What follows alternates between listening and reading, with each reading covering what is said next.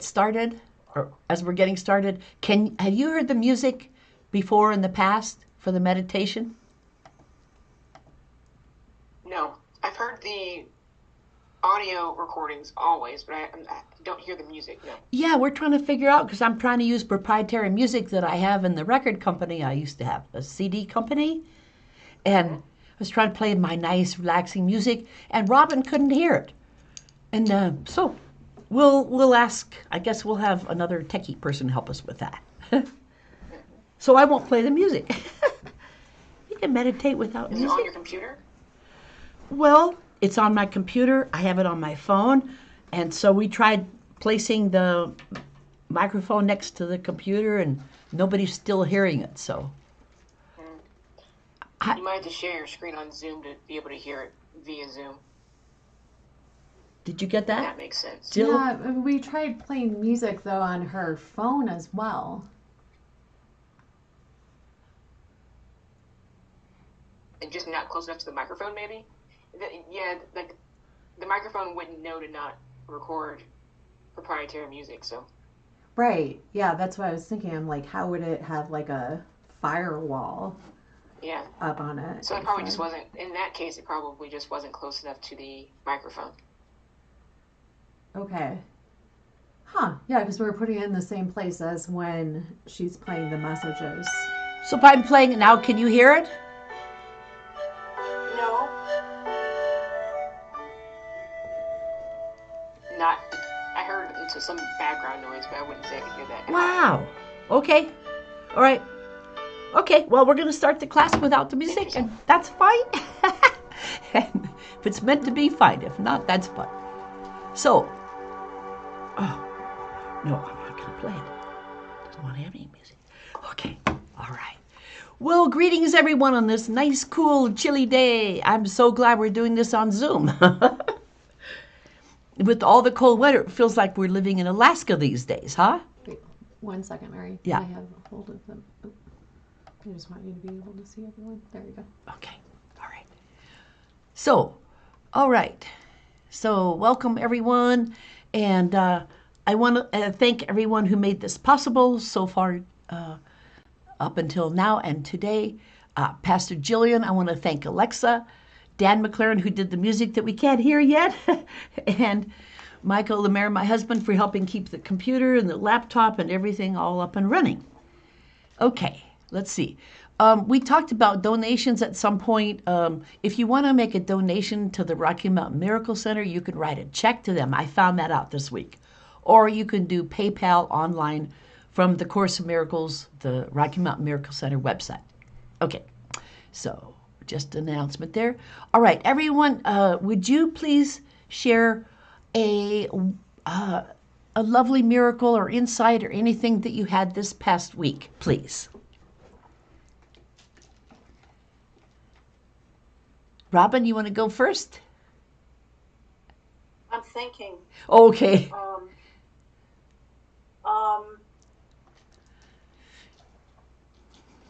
Well, the thing that I remember, what I shared with you, Mary, when you called, that the thing that was a revelation to me was I do not need to, maybe, I don't know if this is or not, but I don't need to have anyone else or leave my home. I can be totally whole and complete all by myself in my home right here and be totally joyous and happy and complete because Yay! Way to go.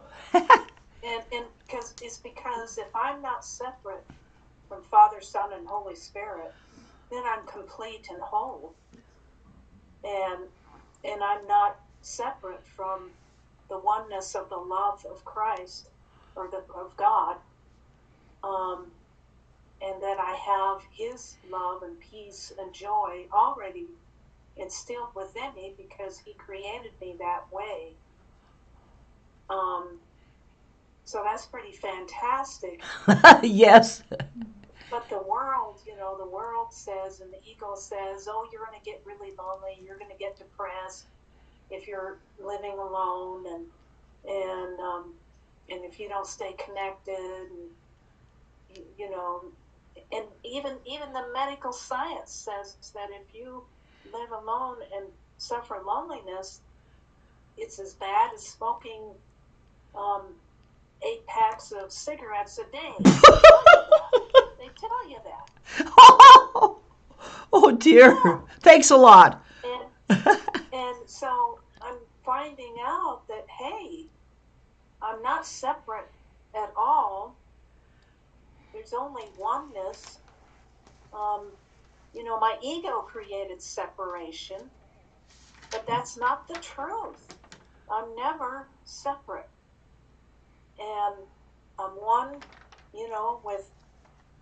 with God, and that makes me one with all my brothers and sisters. So there's no such thing as separation. Thank God it isn't. You know, my ego wants it to be true. When I get mad or angry or don't want to be with someone, I don't want to be with them. So I really like the illusion of separation. You know, but thank goodness that isn't true.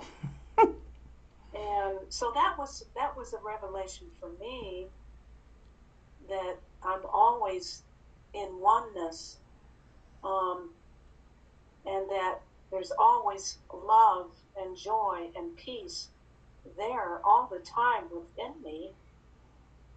And another thing, last night when I was trying to fall asleep, I didn't sleep too well, but I remember before I fell asleep, I was thinking, oh, here's the same old yammy stuff. Well, I started just saying that I am totally innocent. I'm not guilty. I'm totally innocent. I'm trying to get that in my brain, but the ego sure fights it, and wants to convince me otherwise.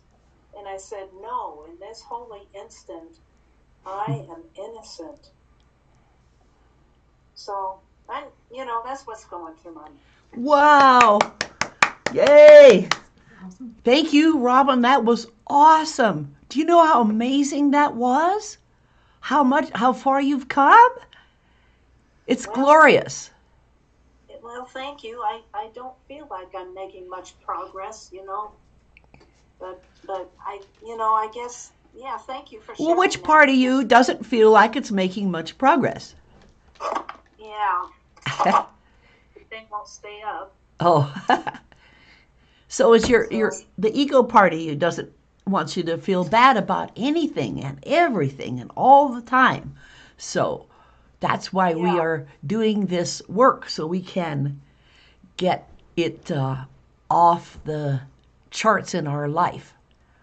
Right. Yeah.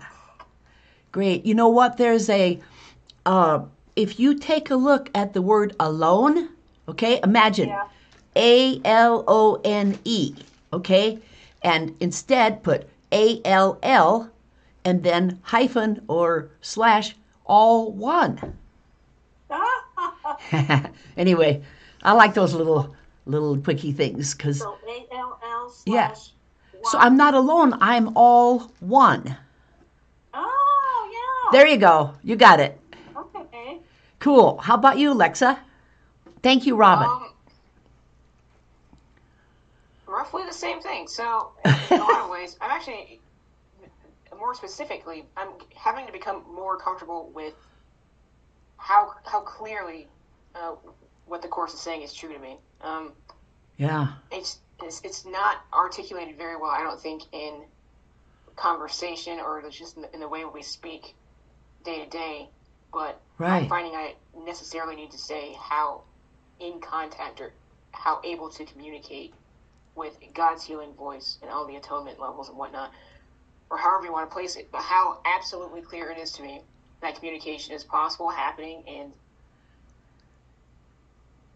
actively present. And that's part of the conversation that finally named in some ways as what's been bubbling up inside of me. It's something that doesn't normally come out in normal conversation because it sounds so different than other things. But well, not everybody could relate to it, right? Not everyone can relate to it. Right. Yeah. And Mary, I am all one on February 12th, 2022. I wrote a blog post called "How to Never Feel Alone Again," and that was the exact tactic that I was taught. So I'm sure there was some, and the tactic was take ALONE and put an extra L, and you will realize I am all one. So whenever those fresh ideas come to me, I usually, at the moment, remember being taught via that communication, like I was talking about. Right. So Holy Spirit, however you want to talk, I can usually say that it was a teaching, learning. Right. But that's an understanding that came to me as well a year ago, one whole year ago, February 12th. Wow. And it sounded exactly like that. And it was fresh for me, so to hear you say it is forgiveness lets me know minds are joined kind of thing. Well, there is only one being, right? One beingness that knows all, that knows everything, that knows your heart, your mind, Robin's heart, all of us. And so we are all interconnected. That's what unity consciousness is. And it's already happening, and it's wonderful. And it's great that we can share, because I used to have the saying, it's kind of lonely at the top. So if you're the only one who does something like this, it's not the same as if you could share it. That's where the beauty happens.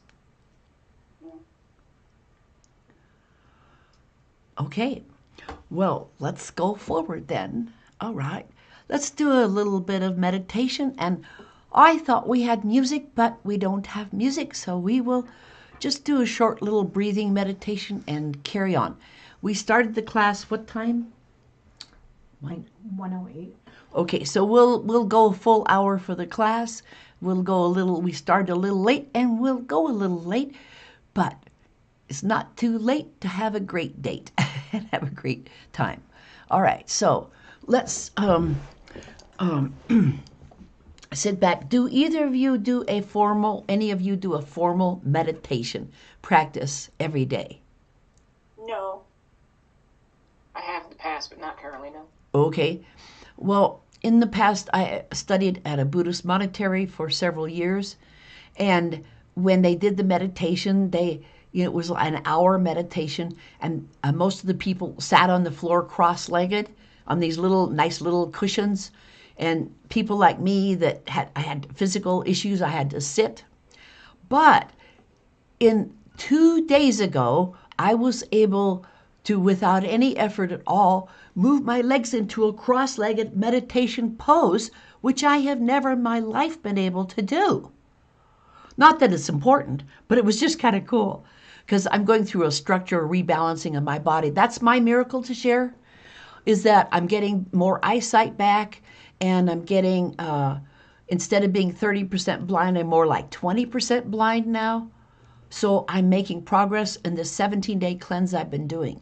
And my body structurally is working better. So that's a big miracle to me, everyone. So thank you for listening. All right. Right on. So let's do just a little breathing and centering. And you can sit however you want. I mostly sit in a chair, which I've always done. So, all right. Let's close our eyes and put our feet flat on the floor if you're sitting, and take a deep breath in through your nose, and then breathe out through your mouth 3 times. 2, and release. 3rd one, in through your nose and out through your mouth. And then as you breathe in, say to yourself, breathing in, I calm my body. Breathing out, I smile. And we do that a couple of times. Breathing in, I calm my body. Breathing out, I smile. Breathing in, I calm my body. Breathing out, I smile. Okay, and then the next one. Breathing in, I know I'm breathing in. Breathing out, I know I'm breathing out. This may seem silly, but it has a purpose. Breathing in, I know I'm breathing in. Breathing out, I know I'm breathing out. Next, last one. Breathing in, oh no, there's a couple others. Breathing in, I feel love for everyone. Breathing in, I feel love for everyone. Breathing out, I feel love for myself.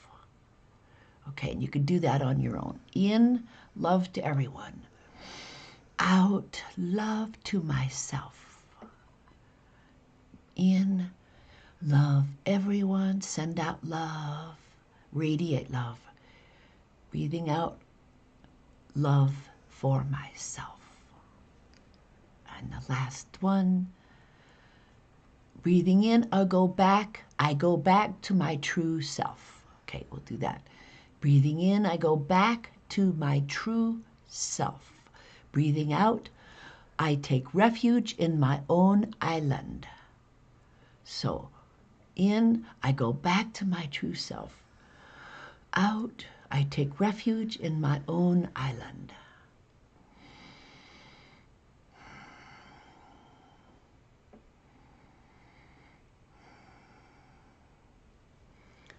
All right.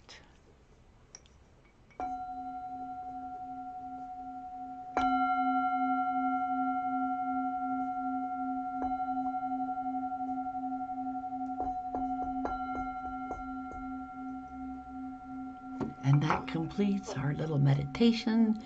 And now we're going to listen to a Yeshua message. And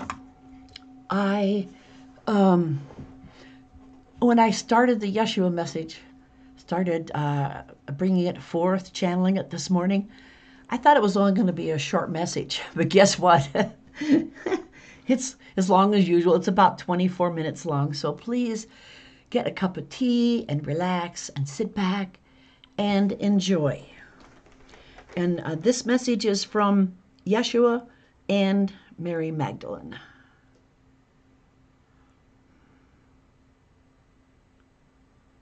Is it number 11? I don't know. Let's see. Yeah. Okay. No, that's not it. Where is it? 12. Ooh, I don't know. No, that's not it. Oh.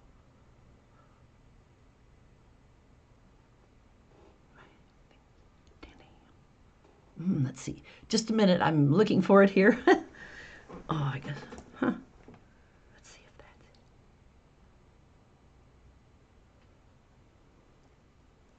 I hope so. I don't know.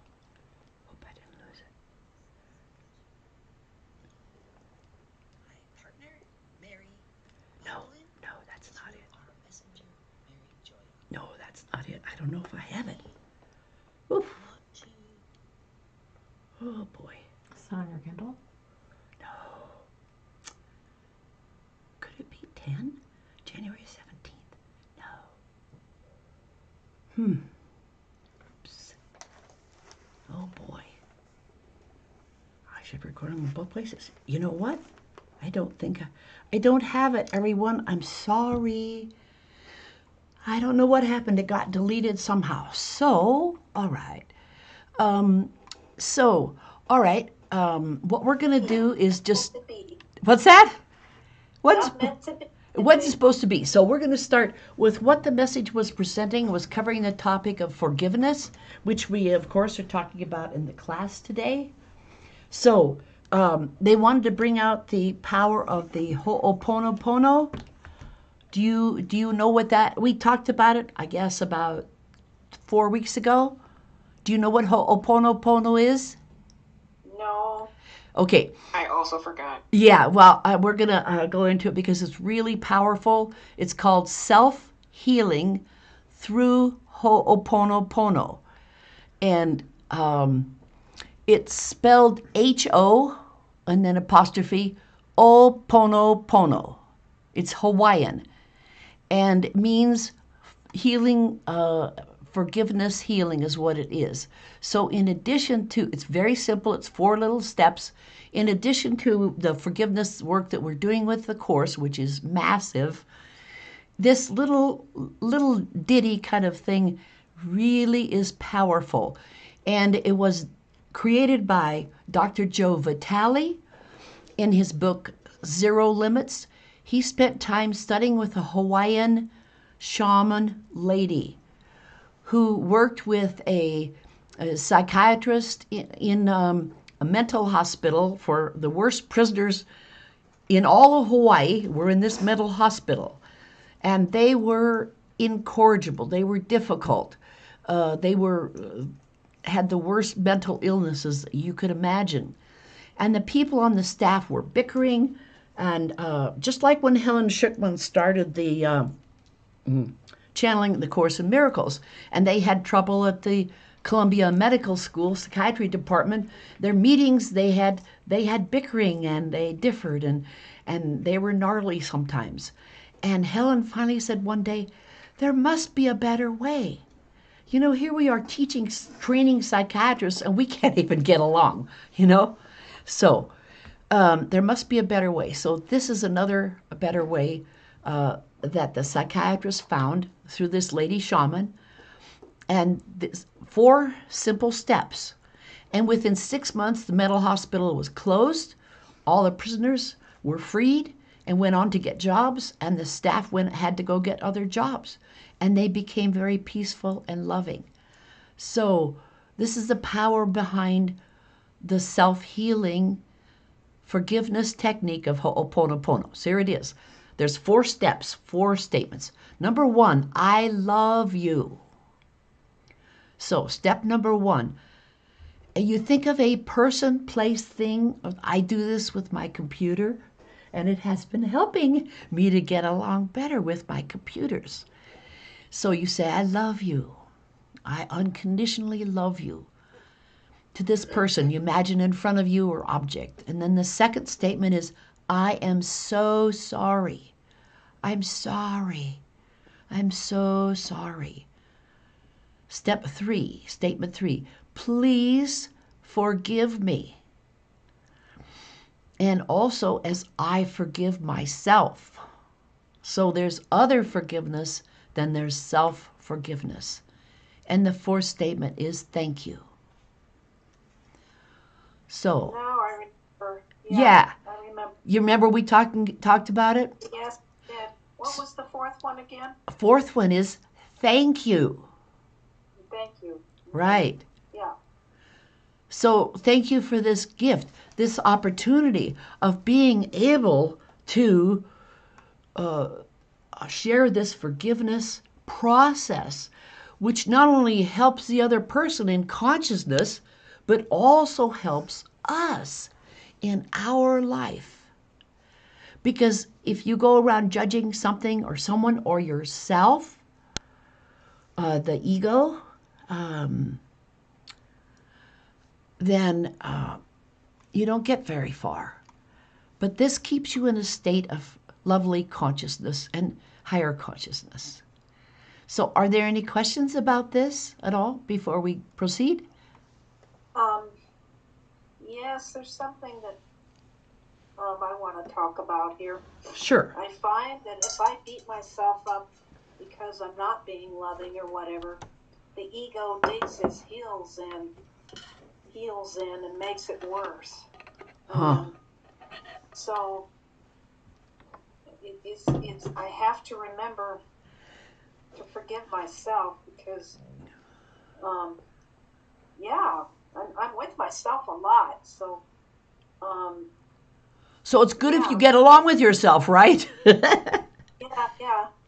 This is good. So they started doing these steps, the psychologist? Yes. Or psychiatrist? Yeah, so okay, let me finish the story a little bit to clarify it. So the psychiatrist learned this technique from this lady shaman. And what he did was he took, there were like 30 inmates in this prison mental hospital sort of thing. And each day he he would spend an hour before he went in to see his patients. And he would take the file folder for each person and he would pray in this way. He would do massive, deep, loving ho'oponopono until he felt one with that prisoner. So the ones he was going to see that day, let's say 5 people. But he did this throughout for 6 months it took. But so he did it for the hospital, he did it for the staff, and he did it for each of the residents, the prisoners. And so it changed their lives, everybody's life, to the point where they closed this hospital. That's amazing. That's amazing. Is that not extraordinary? I mean, yeah. And there's more to it if you read the book, but you don't need it. All you need is this to practice. So I would encourage you to practice it a lot this week, and in your lessons on forgiveness and the text material on forgiveness. It's just a nice little segue into moving into the course a little deeper.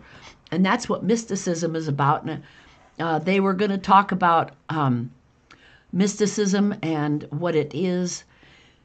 And basically, it's mysteries within mysteries within mysteries. So last week, Mary Magdalene suggested some, that we try to find what the mysteries are, but they may take a while to be revealed. But some, let's see, I don't know how to say this, but this has had an effect on people in the class already that's very massive and very transfiguring. And so what happened is that one of the mystery questions I will give you to look at is, what is the relationship between Yeshua and Mary Magdalene, if any? And secondly, what is the relationship between Mary Joya and these two and the Course in Miracles? So just some items to contemplate and see where they might go. And then the greatest mystery of any mystery school is graduation, right? Of any school, don't you look forward to graduation? Oh yeah.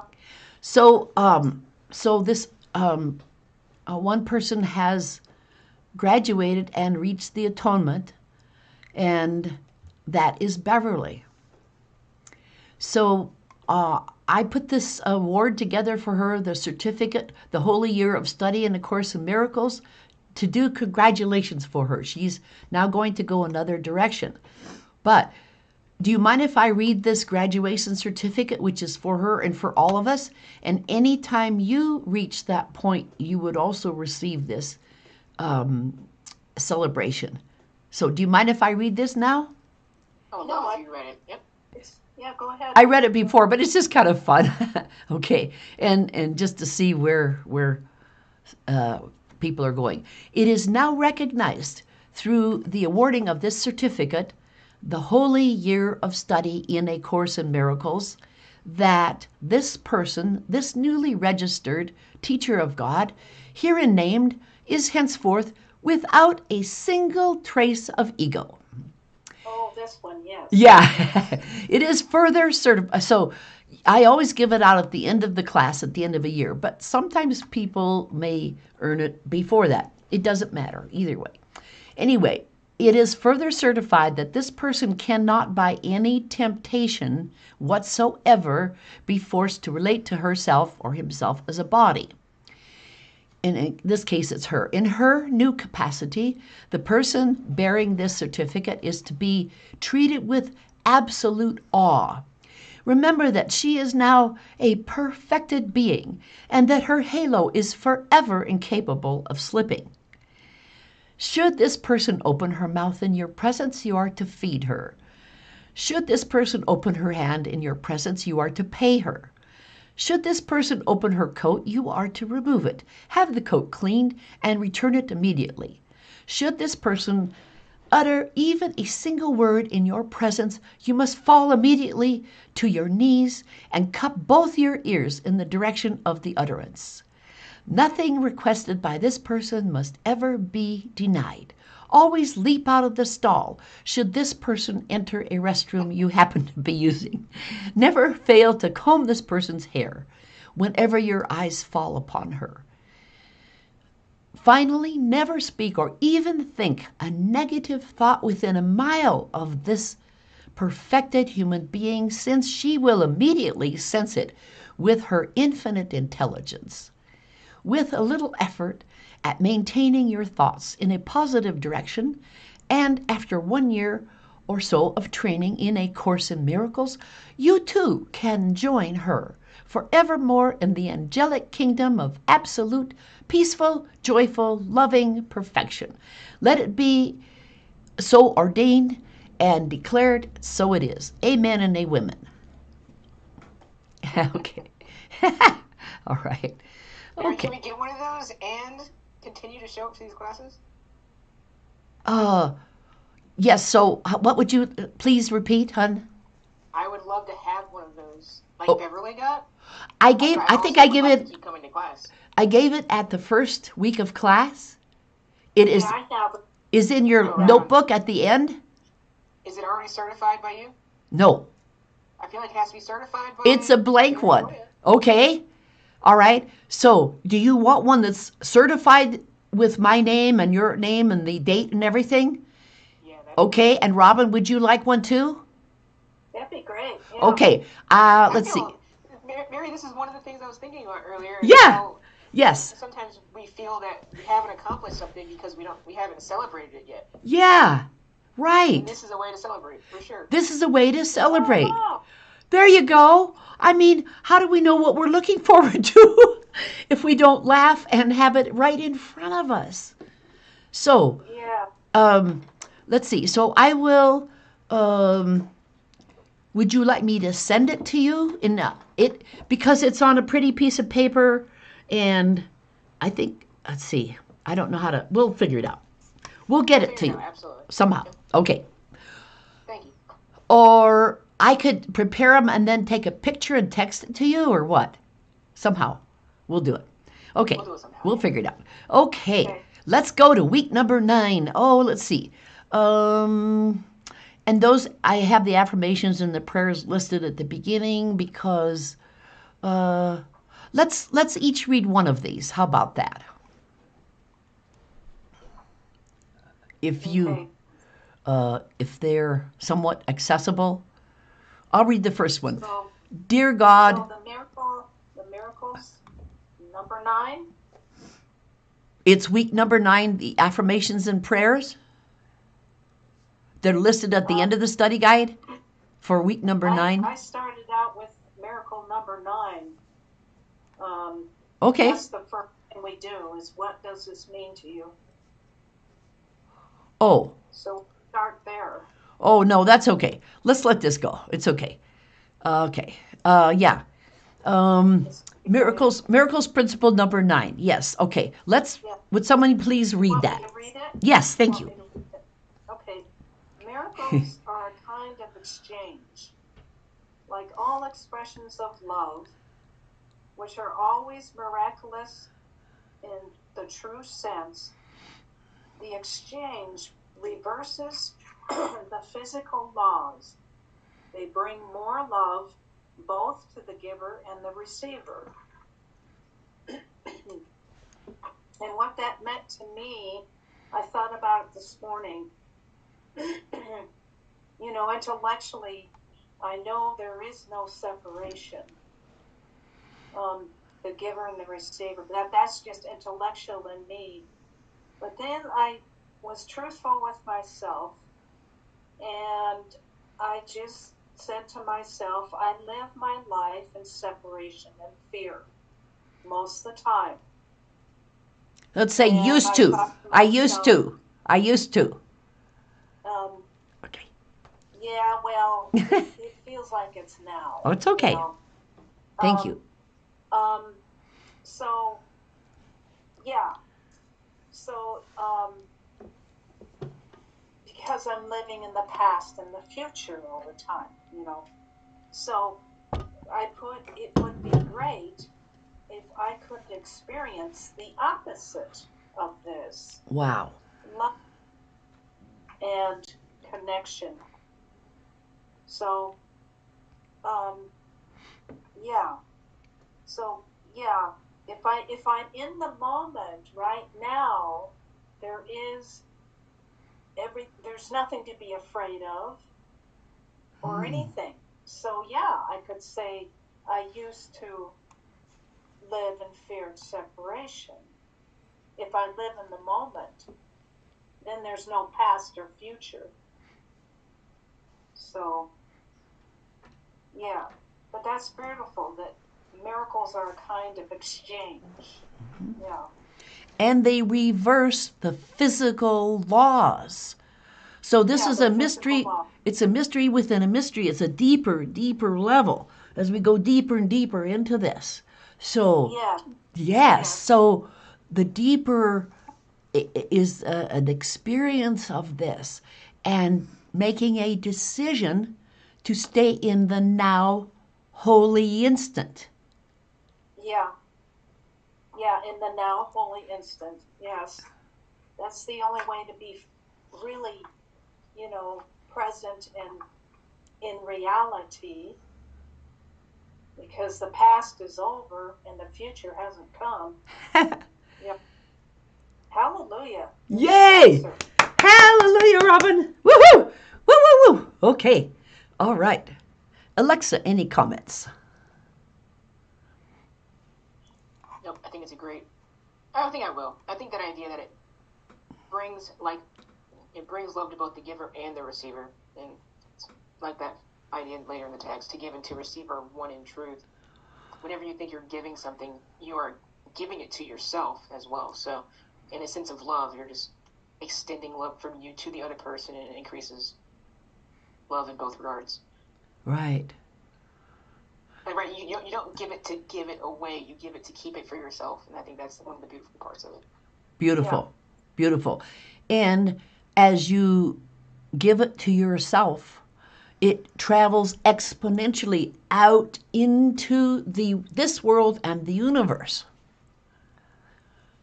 Anytime we pray or send love to anyone else or work with these ideas, it brings more love to both the giver and the receiver, which is the whole world, right?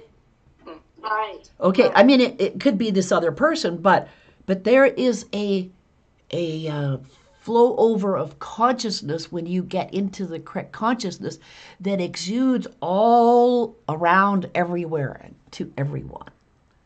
Wow, that's fantastic. Yeah. Yeah.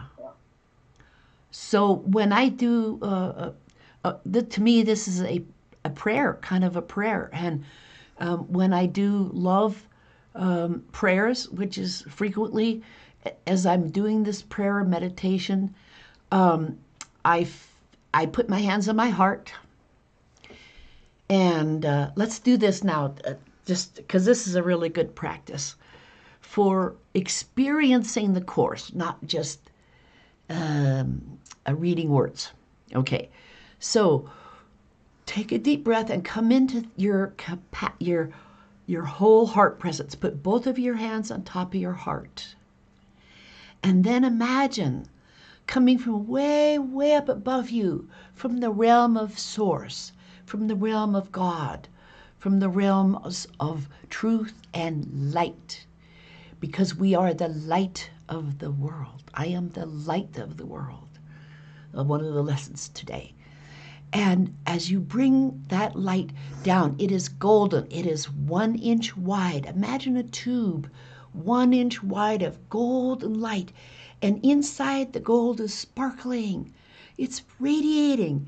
It's like starlight inside this 1 inch tube.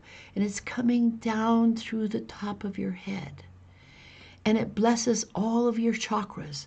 It blesses your pituitary, your pineal gland, your hypothalamus, and it comes down into your throat chakra, speaking the voice for God rather than ego. Then it comes down into your heart. And in your heart, the golden light turns into beautiful red hearts that they're circling all around inside your heart. Then they extend out to your whole body, and then you project them and extend them out into the whole universe to 17.4 billion people that live on the earth. This is the heart love meditation. And so I encourage you to do it as often as possible. It's great for you and great for the universe. Okay, that's all of that. Thank you for letting me share that. Okay, so that's principle number 9. All right. Let's see. Let's go to the Manual for Teachers, section 1. Who are God's teachers? In pages 3 and 4. Anyone who chooses to be one. What's that? Anyone who chooses to be one. Hello. Yes. Yes. So, that about says it all. I mean, you don't have to have special qualifications. You don't have to have special training. You just have to hear the call. And then follow the light. A light has entered the darkness. It may be a single light, but that is enough. This one has entered an agreement with God, even if it does not yet, he or she does not believe in God or goddess. He has become a bringer of salvation. This person has become a teacher of God. Okay, that's the first paragraph. Would someone else read the second paragraph? Yes, what is their function and how much time do they save? And, okay. They come from all over the world. They come from all religions, from no religion. They are ones that have answered the call. It is universal. It goes on all the time, everywhere. It calls for teachers to speak for it and redeem the world. Many hear it, but few will answer. But it is all a matter of time. Everyone will answer in the end. But the end can be a long, long way off.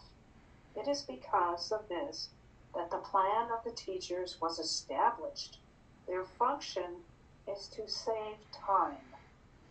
Each one begins at a single light, but with the call at its center, it is a light that cannot be limited, and each one saves 1,000 years of time as the world judges it. To call itself time has no meaning. Okay, so therein we have it. How would you like to save 1,000? How would you like to live 1,000 more years in the same body?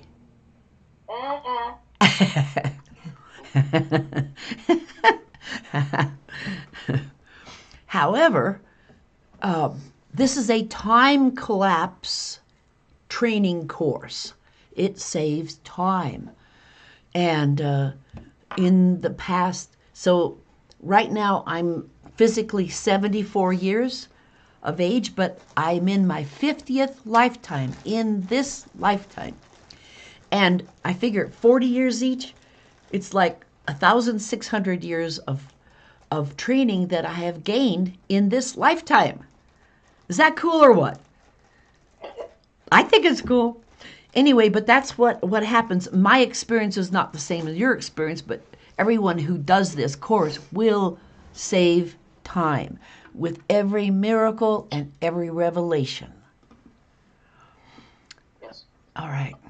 Any other comments before we go to the next section? We do have plenty of time if we want to go further into it. Let's see. This part where it says, what is the purpose of this manual for teachers? I looked at that, but I didn't quite understand what it was really pointing out. Okay. This is a Go ahead. special curriculum. So if you could kind of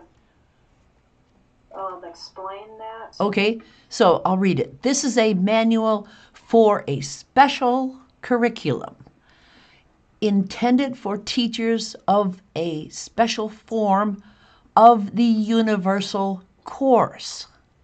The purpose of this special A Course in Miracles manual for teachers is, sorry, I was trying to, I got lost here. I'll be right back. Let's see. Okay. Let's see. It started, okay, through miracles. Okay. Let's see. Okay. There are many thousands of other forms. Okay. Let's see. It's a little further down. Yeah, I'm almost there. There, Sorry. there. Okay. This is okay. The A Course in Miracles manual for teachers. The purpose is to join many thousands of other forms of the universal course, all of which have the same outcome. They merely save time. Okay, what does this mean? Do you have any, before I go into it, Alexa, do you have any comments, please? The idea here of the universal course I find extremely helpful. And Yeah. For me, that reminds me that we don't have to say the same words, speak the same language. Yeah. Yeah. Of transcend all these languages and Yeah. ideas that we have. Right. Well, also, All with the same outcome. Thank you. yeah, thank you. There are other mystery schools. I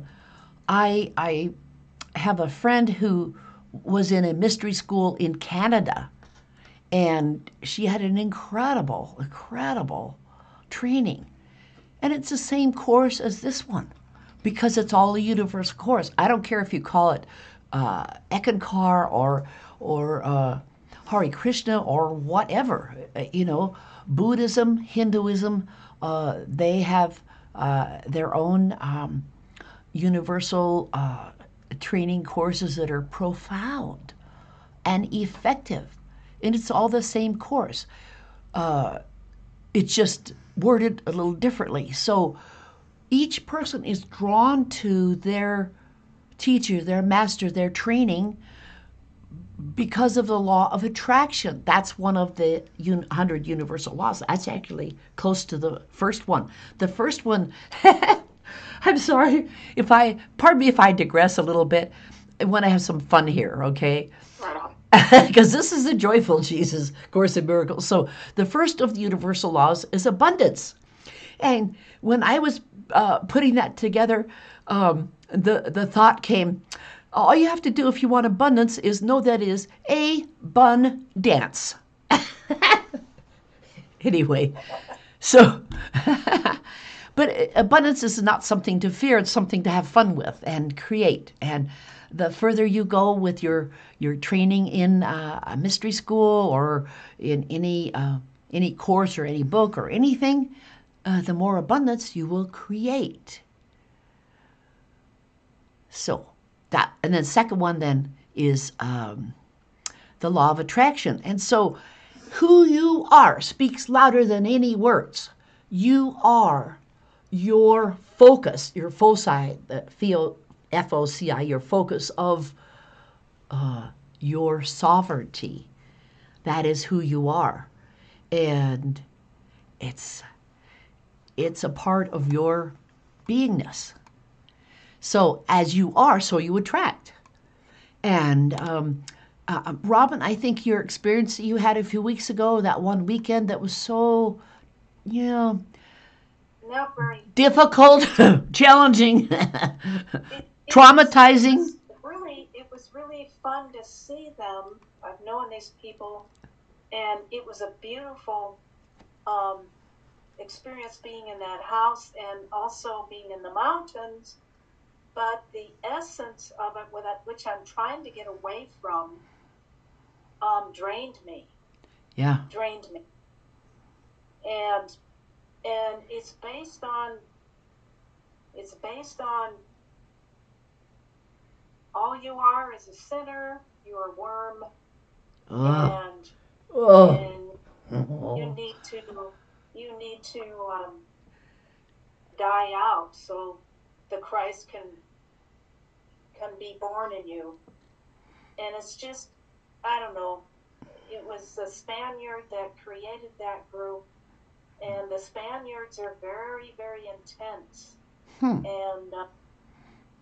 very intense in their ways. And when I heard one of the seminarians say, "Well, we're just worms. We're nothing." Oh, dear. And I think I don't know. I just can't do it. And at the same time, my ego wants it. Oh.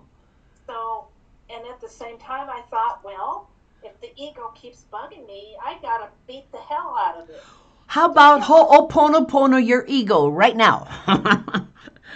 Huh? So I need to forgive my ego, you're saying? Yeah, I mean, it's a part of you. It's about love. It's about love and yes. forgiveness. So yeah. I love you. So tell my ego, I love you unconditionally. I'm so sorry. Please forgive me. Thank you. And I forgive myself. Forgive myself. Put that in there.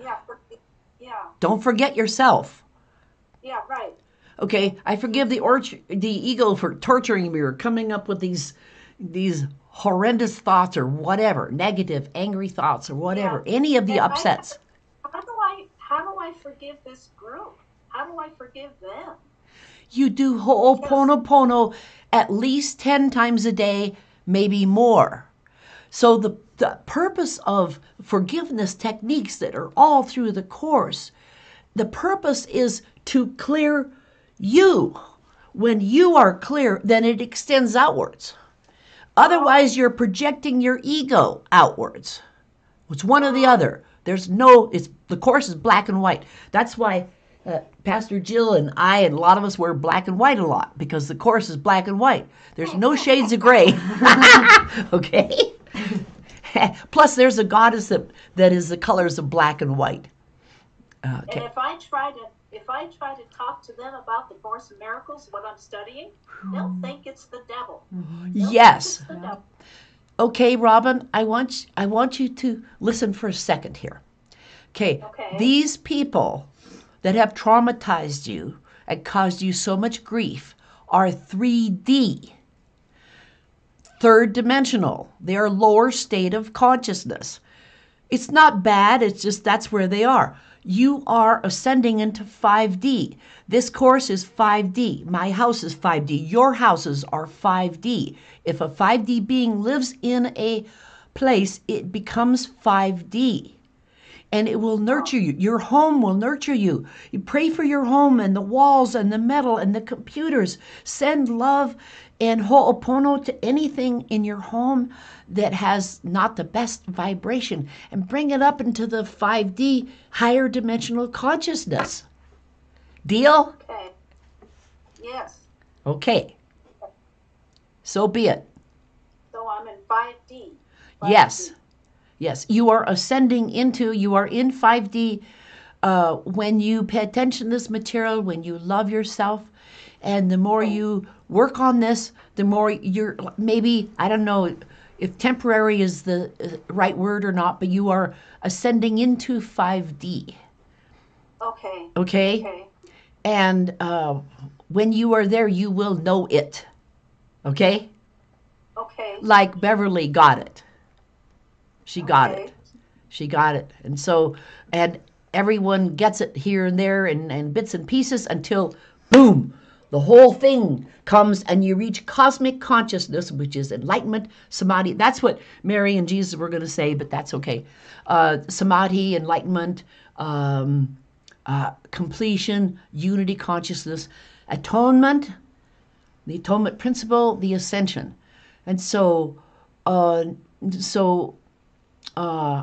reached that point as Mary Joya in May of last year, May 25th of last year. And a bunch of others, we were in a group that was doing special practices and ceremonies, and we all kind of graduated together. But guess what? Guess what happens then? Once you reach enlightenment. Do you know the saying of, I think Baba Ram Dass? Before enlightenment, I did what? Do you know that little saying? I chopped wood and carried water. And after enlightenment, I chopped wood and carried water. So what does that mean? I don't know. Alexa? So in other words, once you reach your atonement, your ascension, you get to come and live down here among 3D people and do your mission. How? Okay. I guess once you're in that ascended state, 3D people can't affect you then? Or? Well, if they affect you, what do you do? Ho'oponopono. Huh? Ho'oponopono. Ho'oponopono. I hope, and you know what? I've done so much I've done hundreds of thousands of them, and I'm to the point now where I go, I ho'oponopono you. That's a quickie. Okay, quick. Pono. Yeah. Okay. Yeah. Makes me want to go back to Oahu. Yeah. Oh, wow. I was there in 2009. Oh, I was there I was there in, 1999. And yeah, but anyway, yes. So, okay. So let's go forward here. We have, let's see. Okay. Something that I'm thinking is, whenever I see something that I think must be forgiven, it's helpful for me to remember that the purpose of, or to at least frame it as the ego or the body thing I'm saying, what is a learning device, and that I should be using the learning device to remember my awakened state, my ascended state, however I want to name it. If I'm seeing something that's not what I would call right-minded, then the only thing it's for, the only interpretation I need to give it is it's there as a learning device and a reminder tool to instead choose the right mind again. That's one way to phrase it for me. Thank you. And that's a way to forgive it, is to completely reinterpret it away from what was causing grief. Exactly.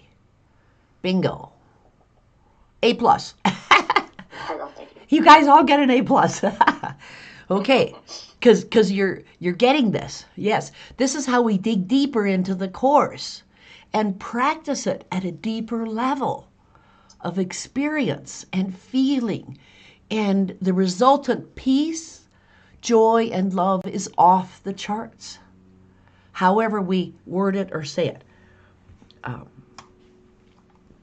Okay, let's go to the workbook, lessons 57 to 63. And Alexa, I wanted to ask you something or share something. Right. This, and Robin too. This past week, I started digging into the CMS version. Is that what you call it? The Course in Miracles Society. Oh, is that what it's called? CIMS. Okay. And I call it the original edition as well. What's that? That's how they've named it, is the original edition. Okay. Who's Dave? The CIMS, Course in Miracles Society. Okay. And who's Dave? Oh, I'm not sure. Oh, okay. But anyway, yes. And so, Robin, your book and the one that Alexa uses are very different in some parts.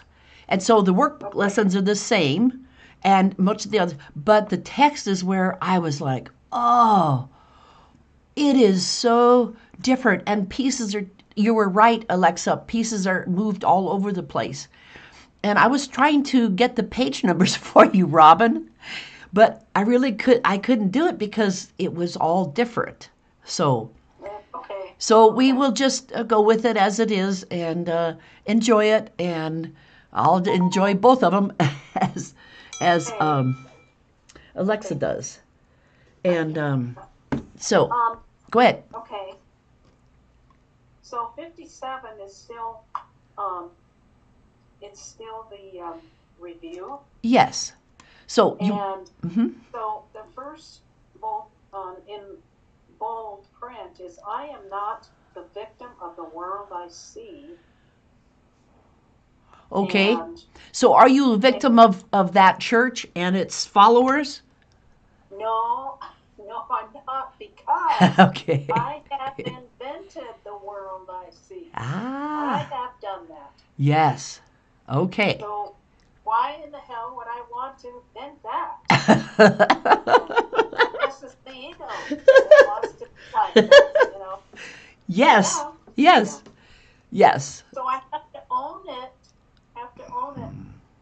That out of my incorrect creation, it's a mistake. I created that mistakenly, and thank God it's just a mistake.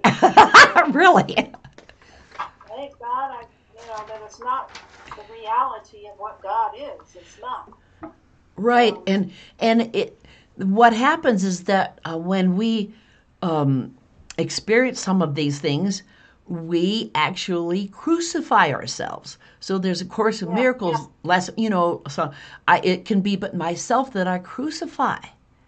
Well, Yes. why would we want to do that to ourselves, right? Yeah. Exactly. So. Yeah. And I don't want to see that dream anymore. I don't think I'll go there anymore. I don't think you will either. I think you're cured in that regard. I don't want to create that anymore. So in the text, in the material in the workbook, the first sentence underneath that, I have lesson 32, review lesson 2, whatever. Anyway, I have invented the world I see. First statement, I made up the prison in which I see myself. Yeah. That's just like the prison in Hawaii that was holding those awful people. But they weren't awful people. They just had to be loved massively by someone who knew what love was. And then they were released from their prison. And all of us can do that in anything that we find negative holds us in prison. So I was doing that with my computers, and I was having a dickens of a time with stuff not working and frustration and stress off the charts. And finally, when I talked to the Holy Spirit, I got the idea to make my computer desk an altar. So I have pictures of Yeshua and Mary Magdalene, Mother Mary. I have statues of Buddha and Kuan Yin and other ones that are important to me all around my desk. And it's made all the difference in the world. Yeah. Plus sending love to my computer and everything. It's like, wow. It's miraculous, right? Yeah. Wow. Okay. Wow. Alexa, would you read and comment on 33? Review, there is another way. Read the paragraph that follows? Yeah. You got it. Read this, the lesson and then the paragraph. Thank you. You got it. There is another way of looking at the world. Since the purpose of the world is not the one I ascribe to it, there must be another way of looking at it. I see everything upside down, and my thoughts are the opposite of truth. I see the world as a prison for God's Son. It must be, then, that the world is really a place where he can be set free. I would look upon the world as it is, and see it as a place where the Son of God finds his freedom. Bingo. Freedom. That's the word. That's one of the universal laws. We all need to have freedom and sovereignty in every facet of our lives. And if we don't, we still have work to do. But at least we know where we're headed. Freedom is a choice rather than any of the ego mucky muck thoughts of negativity that it has. Okay, so 34. I could see peace instead of this. And so let's see. Let's see what time. Oh, okay. You know what? We're going to continue here in a moment. We're going to take a minute or so break and stand up, and I want to show you a little exercise. So let's shake it out because we've been sitting for an hour. Everybody stand up. And okay. And so I want you to raise your hands in the air, just like you're waving at the universe. Wave your hands in the air, okay? And just wiggle your whole body, just relax, just stretch, and dance a little bit. And in Jesus' day, when they had teachings, afterwards they would have food, and celebrate, and have fun with the children. They would all do dancing.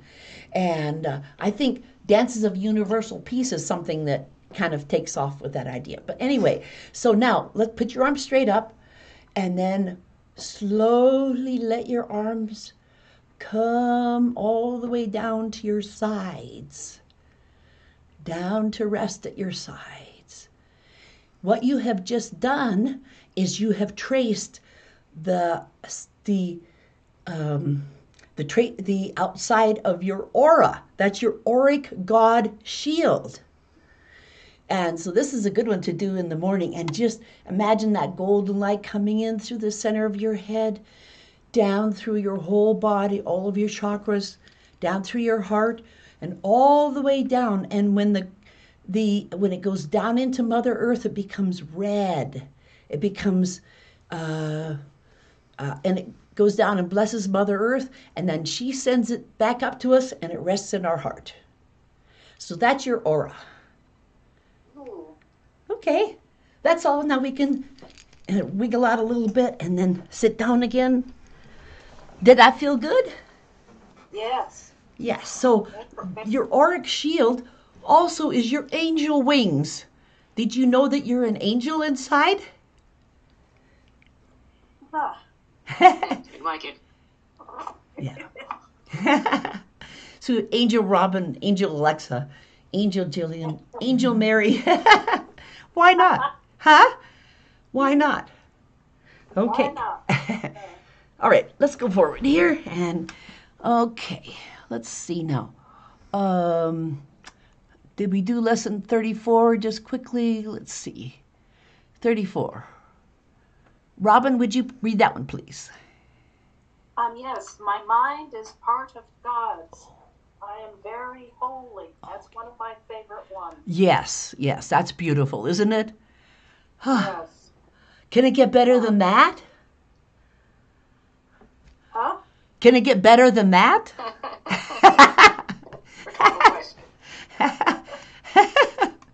That's pretty cool. That's cool. All right, let's see. Okay. And there's 58. Right. Okay, Robin, you want to read that one, please? Okay.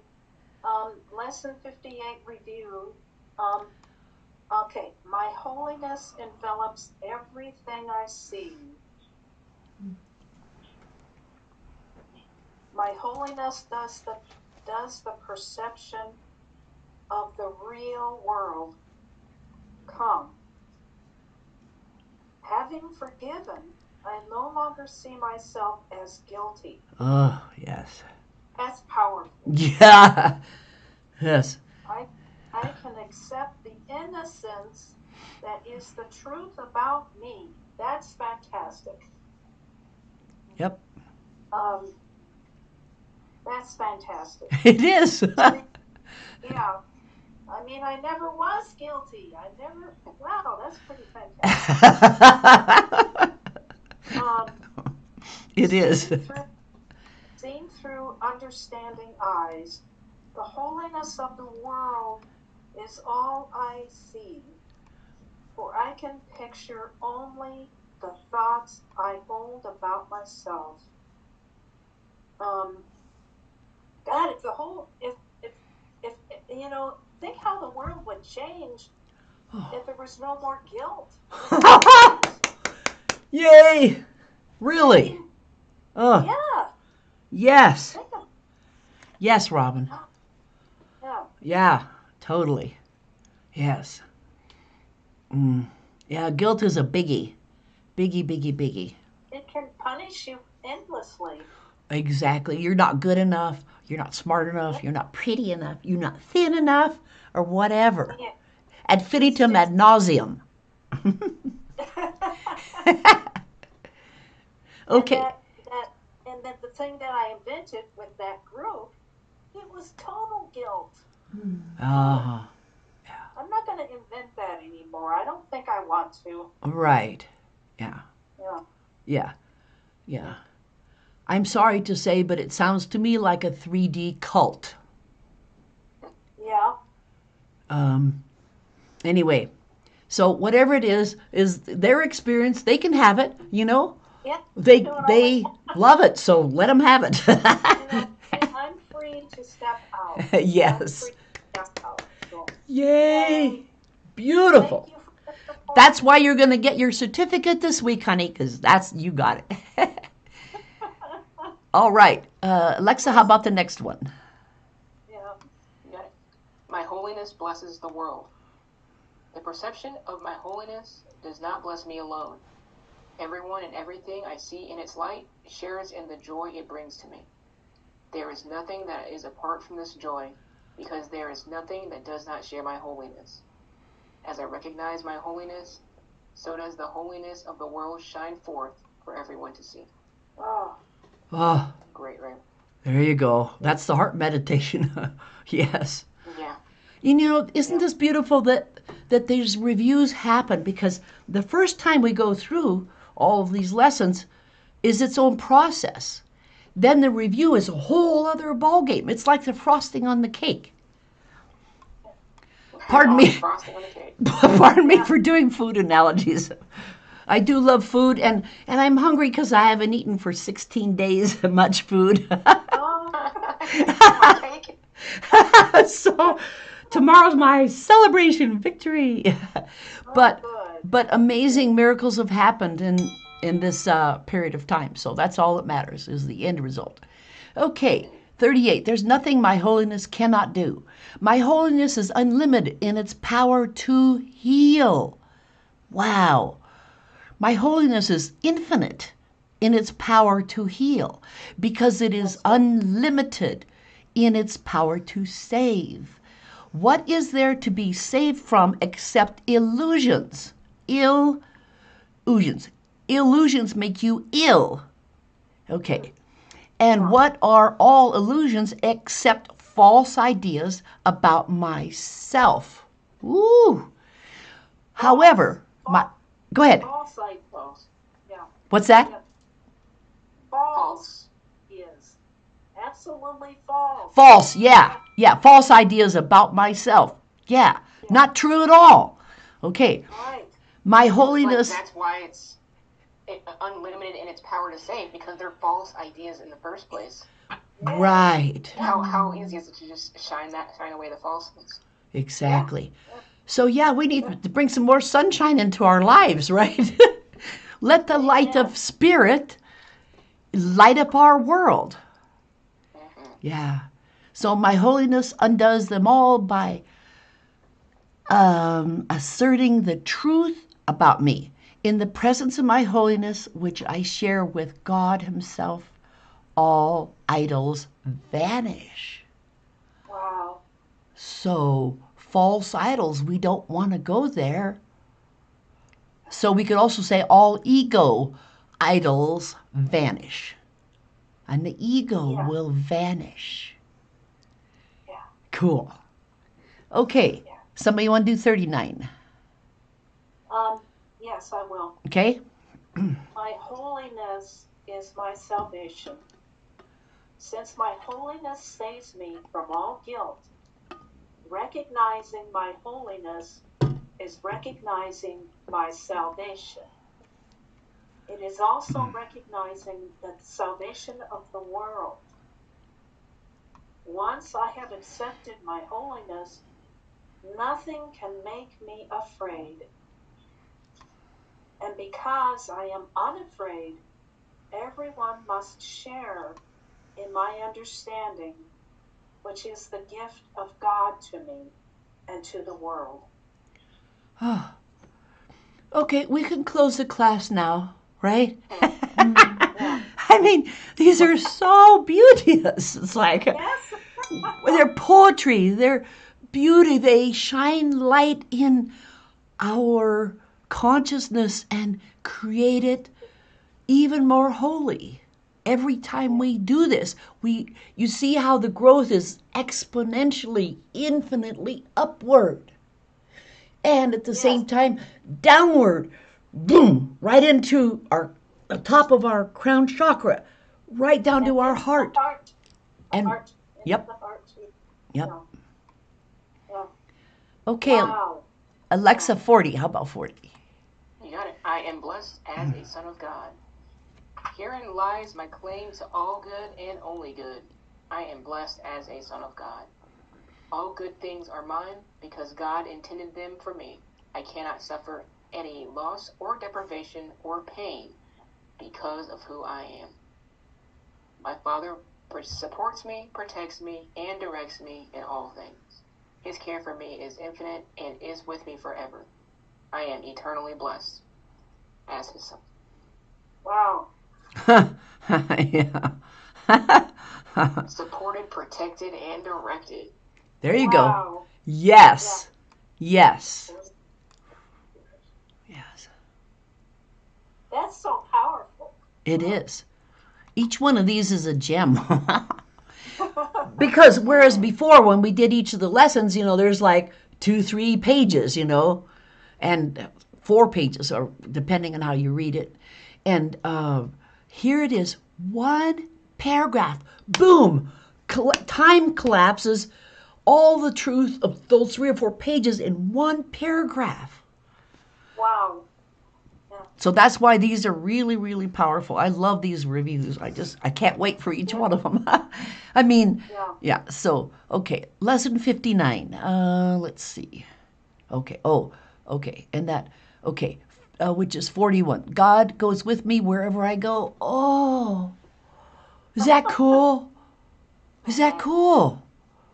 I mean, how could you be alone when you can be all one? What, God goes with you wherever you go, or Yeshua can go with you wherever you go. You just hold his hand. That's what I do. I hold his hand. Whoever masters, they're with me all the time. They have become infused in me. So the more you practice being with Yeshua, talk to him like a real being.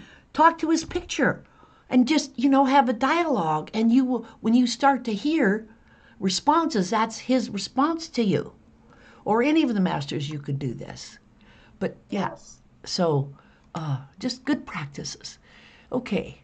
How can I be alone when God goes with me wherever I go? How can I be doubtful and unsure of myself when perfect certainty abides in him?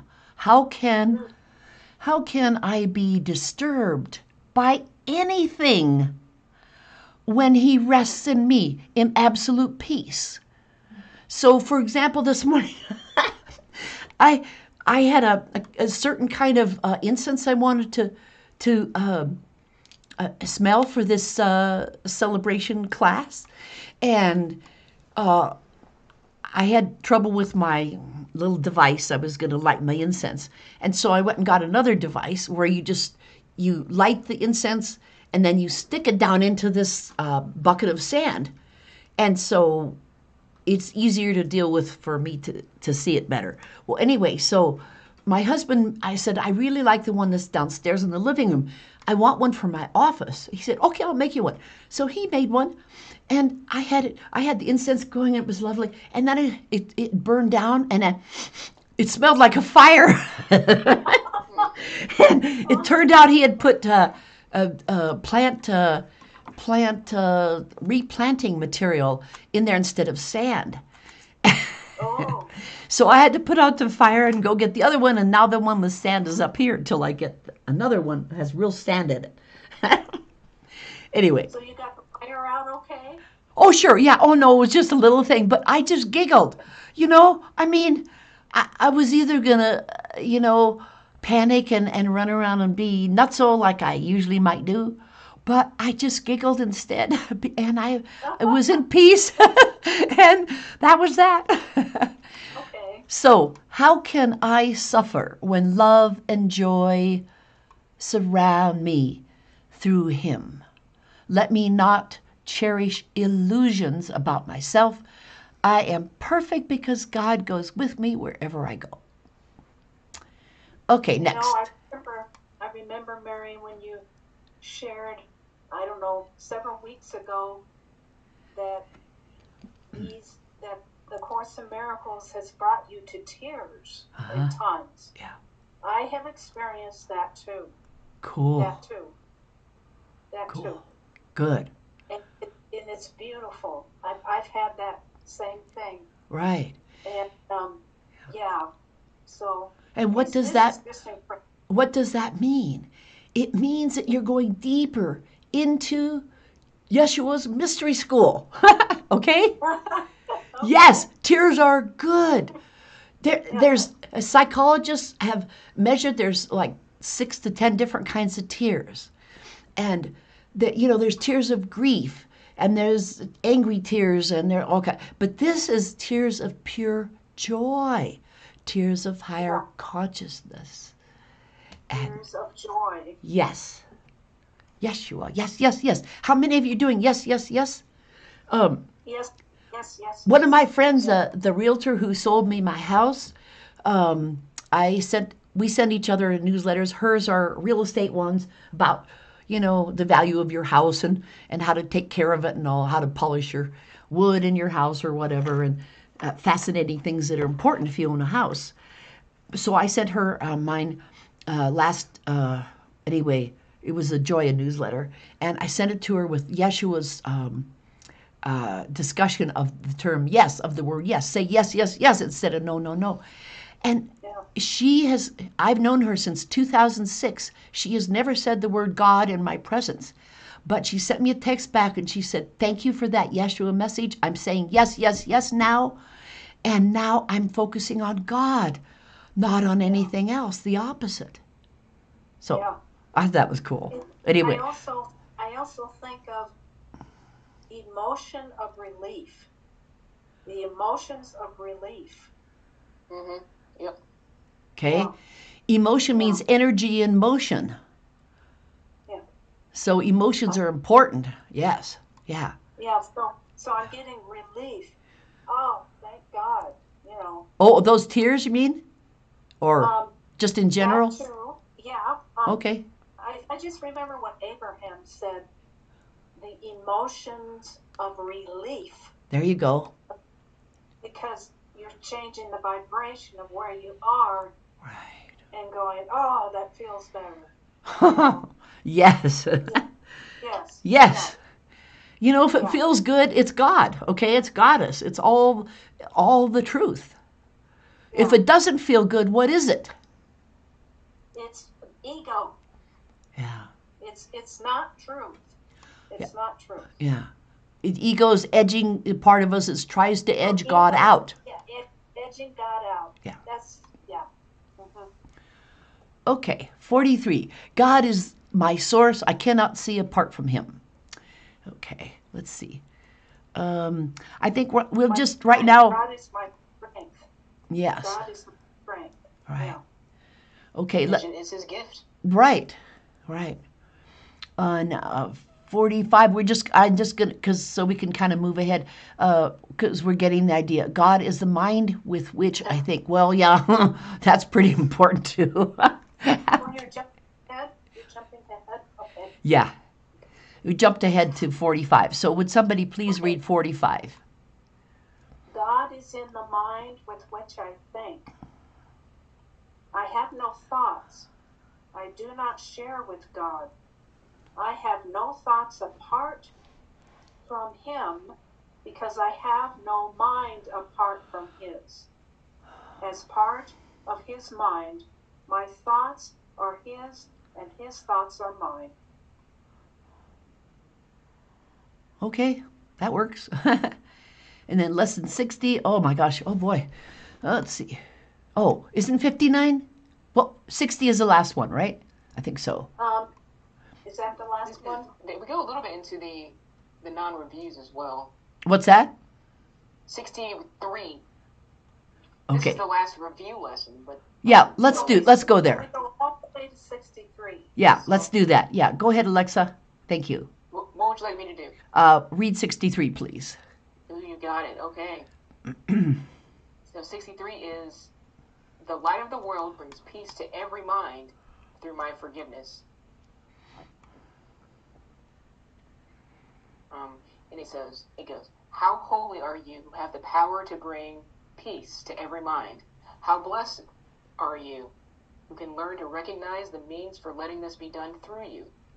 What purpose could you have that would bring you greater happiness?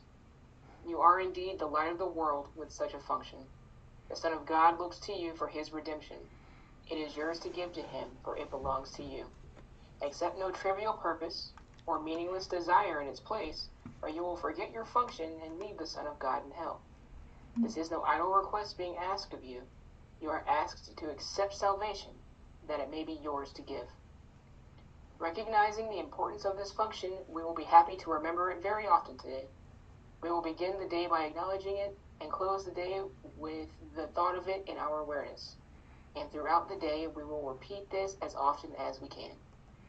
The light of the world brings peace to every mind through my forgiveness. I am the means God has appointed for the salvation of the world. If you close your eyes, you will probably find it easier to let related thoughts come to you in the minute or two that you should devote to considering this. Do not, however, wait for such an opportunity. No chance should be lost for reinforcing today's idea.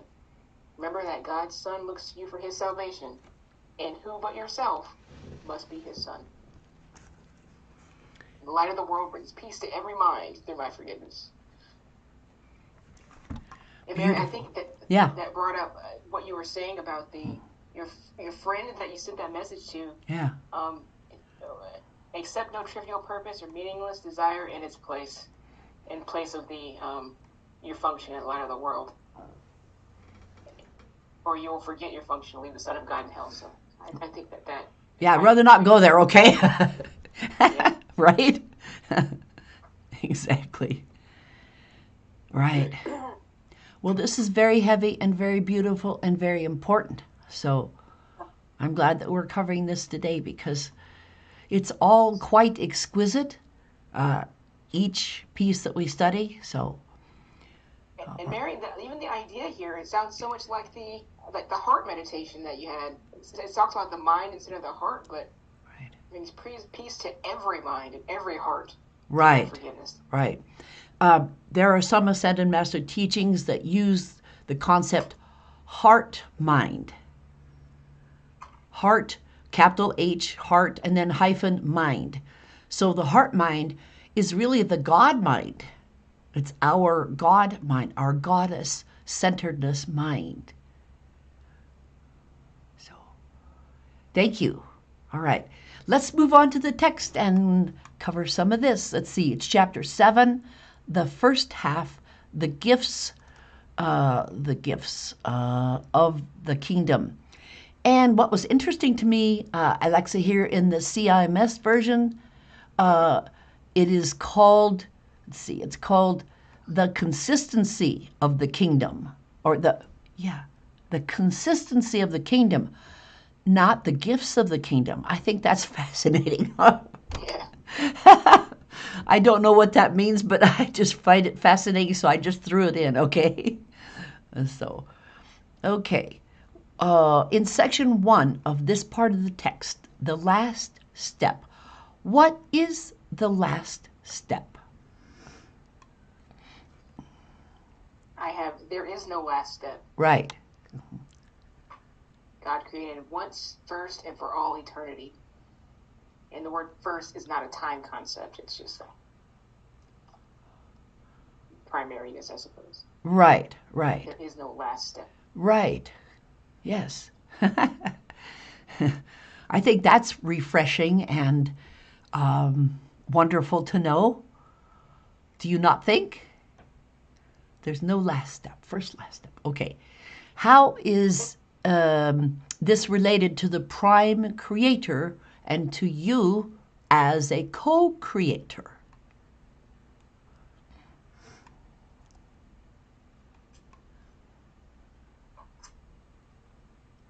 I have here that God is first, or he is first in the sense that he is the first. What is this, God the Father? What's that? Is this talking about God the Father? It starts talking about the Trinity in a second. So well, it's both. Okay, prime creator is God, goddess, all that is, which is a holy trinity. So, let's see. So let's just read this and see if where we can go with this. You got it. Okay. He is first in the sense that he is first in the holy trinity itself. He is the prime creator because he created his co-creators, including you. The Great Spirit is changeless, timeless, birthless, deathless, eternal truth. Okay, so what is the Holy Trinity then? This is one of our mysteries. What is the Holy Trinity? Who's in the Holy Trinity?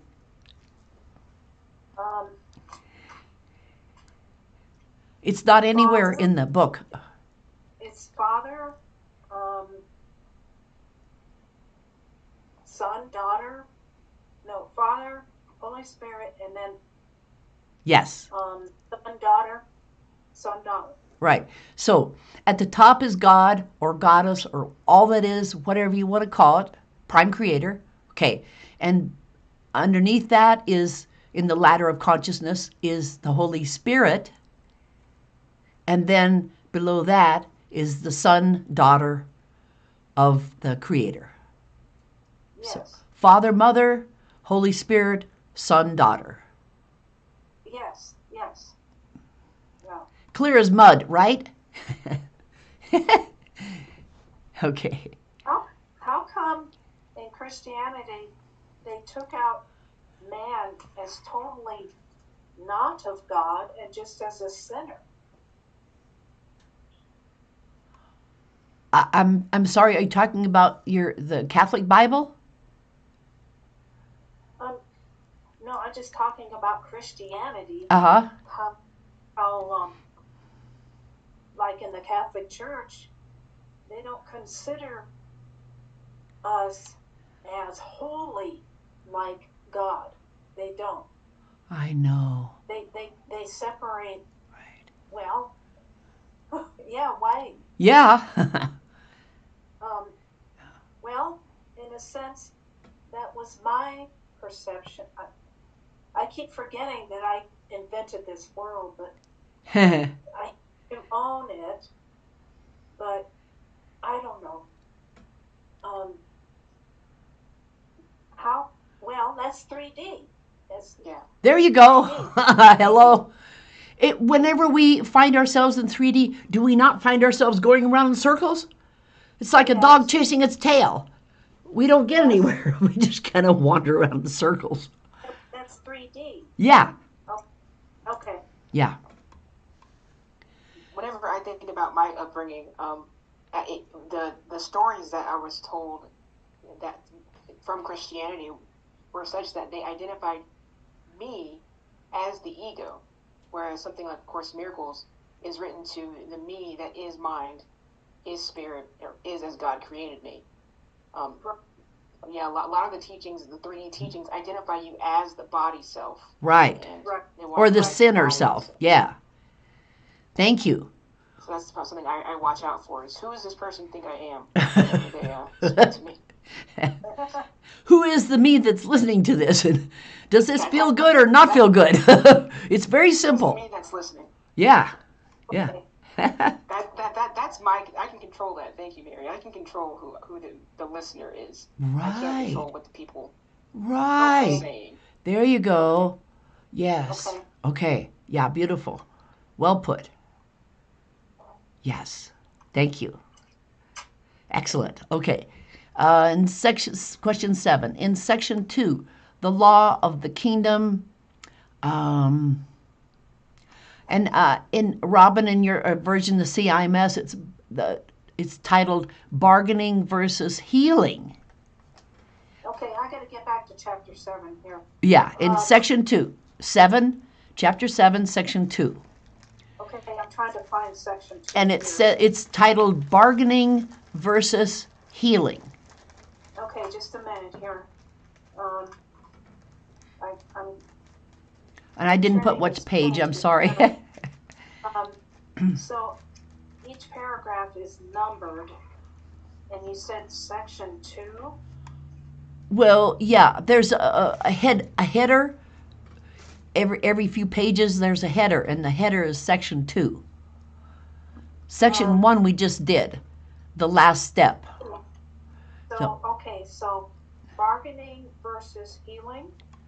Yes. Section 2. Right. Please read paragraph 4. The ego demands reciprocal rights because it is competitive rather than loving. Oh, how interesting. It is always willing to make a deal, but it cannot understand that to be like another means that no deals are possible. Oh my goodness. The text, I have to read it slowly, and when I get it, it's like, oh. Really? So the text is powerful. I have to read it slowly to get it. Yeah, well, that's why Yeshua put this together in the different sections. And that's why doing the study guide that we co-created, he wanted every section is precious and powerful, but in different ways. So the lessons are like the practical application, but the text is the principles. The whole principles of the mystery school are in the text. And the clarification of terms and others. But basically, the workbook goes hand in hand, like a hand in a glove with the text, okay? They segue, they fit together. But so the text, that's why it's good to read it very slowly. And in some of the lessons that we were reading today, I had underlined half of the paragraph because it was so powerful. Yeah. So, yeah. Yeah. I'm growing into the text. I Right. haven't read much of it, and I can see I have to take it in small bits to absorb it. Right. So, well, even if you just read 5 minutes of it a day, it will change your life, Robin. Okay. And take it slowly. Take a nice cup of tea. And read some. Keep reading? Yes, go ahead. It is always willing to make a deal. What paragraph are you on? Oh, let's see. Yeah. See where I... Okay, go ahead. Want me to start Yeah, just at go the ahead. beginning? Okay. It is always willing to make a deal, but it cannot understand that to be like another means that no deals are possible. To gain, you must give, not bargain. To bargain is to limit giving, and this is not God's will. To will with God is to create like Him. God does not limit His gifts in any way. You are His gifts, and so your gifts must be like His. Your gifts to the kingdom must be like His gifts to you. I give only to love. to the kingdom, because I believed that I was that was what I was. What you believe you what you believe you are determines your gifts. And if God created you by extending himself as you can only extend yourself as he did. Only joy increases forever, since joy and eternity are inseparable. God extends outward beyond limits and beyond time. And you are co-creators with him. Extend his kingdom forever and beyond limit. Whoa. Put that in your pipe and smoke it, huh? Alexa, any comments? I'm loving it right now. I'm just reading along. Yeah. I guess I did have a comment. I'm sorry. The idea here. Oh my goodness. Oh, you who are co-creators with him. That's one of those ideas where it's identifying you not as the ego self, like some of the historical traditions would have not identified as that. You are with him, extending his kingdom forever and beyond limit. We were just talking about without limits. Mm-hmm. The book there was mentioning earlier. Non-limit. Yeah. Holy moly. I love it. Holy moly. Holy moly. Holy moly, roly poly. Okay, Alexa, would you read some, please? You got it. Where would you like me to read, Mary? I'm noticing in the study guide. Yeah. This is not tracking very well, is it? Wherever you'd like to go. Yeah. This is the two are not the same, so I'm having trouble finding this. Yeah, so. Eternity is the indeniable stamp. That's where I am. Yeah. Got it. I'll start there. Okay. Eternity is the indelible stamp of creation. The eternal are in peace and joy forever. To think like God is to share his certainty of what you are, and to create like him is to share the perfect love he shares with you. To this the Holy Spirit leads you, that your joy may be complete, because the kingdom of heaven is whole. We have said that the last step in the reawakening of knowledge is taken by God. This is true, but it is hard to explain in words because words are symbols, and nothing that is true needs to be explained. However, the Holy Spirit has the task of translating the useless into the useful, the meaningless into the meaningful, and the temporary into the timeless. He can therefore tell you something about this last step, although this one you must know for yourself, since by it you know what you are. This is your being. God does not take steps is the next line. Yeah. Okay, let me read that one. Okay. God does not take steps because his accomplishments are not gradual. He does not teach because his creations are changeless. He does nothing last because he created first and for always. It must be understood that the word first, as applied to him, is not a time concept. He is first in the sense that he is the first in the Holy Trinity itself. He is the prime creator because he created his co-creations. Did we read this yet? No. Okay, good. Okay, because he did, I guess I've read it several times. So, okay, because he did, time applies neither to him nor to what he created. The last step that God will take was therefore true in the beginning, is true now, and will be true forever. What is timeless is always there because its being is eternally changeless.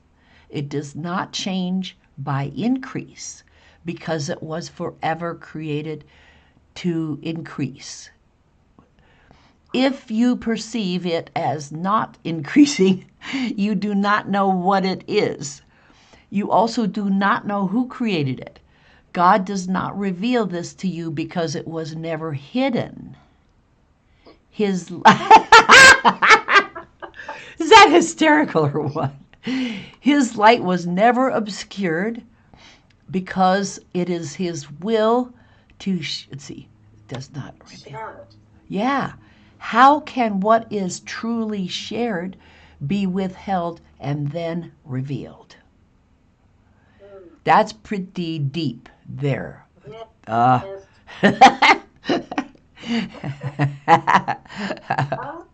Oh, wow. wow.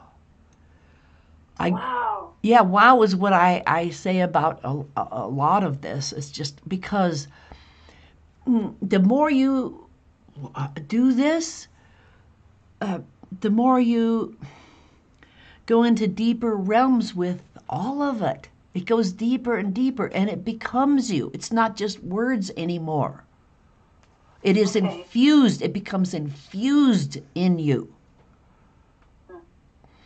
And it was always perfect and is eternal, and it follows the eternal laws of God. God is all that is. And so, who are we to say except just thank you? Yeah. Yeah. That's all I can say. Yes. Okay. All right, let's go on to section 2. The law of the kingdom. In the CIMS version, it's the laws of mind, which I really like better, but whatever. It's okay. Let's see. CMS version says, to heal then is to correct perception. To correct perception. Healing is to correct perception. Okay. Let's see.